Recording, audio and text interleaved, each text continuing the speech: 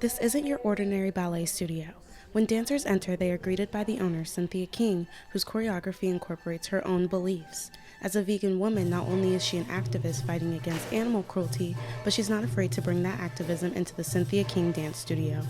You know, we have a piece that tells the story of the battery cages that chickens are in, and the children run to be able to enact what it's like to be in a battery cage. We have cages on stage, and they're crammed in those cages very tightly, and they do this longing reach outside of the bars. And you know, children are they're very dramatic. So I feel like teaching these lessons of from the choreography through the children is, it teaches the children performance, and it also exposes the audience to some of these stories. Cynthia King's classes have come in a high demand. Danita Shaheen is a professional dancer and a friend of King. She said she appreciates being in an environment where dancers are taught strength and are pushed to start a conversation. Little kids are usually put on stage in like fluff pieces, like you're a fairy or you're this or you're that, not you're an animal in captivity.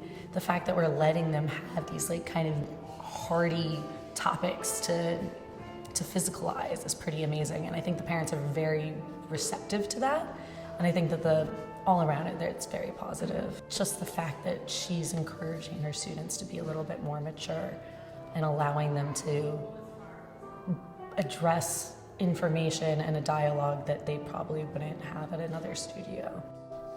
Along with the dancers, Shaheen, being a fairly new vegan, has learned a lot from King as well. Not only is the studio filled with vegan books and posters, but it is also the home of the vegan ballet slipper line, created by King herself.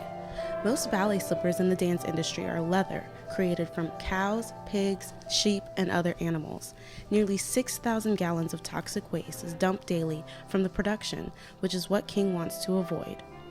There's so many atrocities that are involved in taking the skin of an animal for something that we use, especially something as trivial, if you think of it, as your ballet slipper.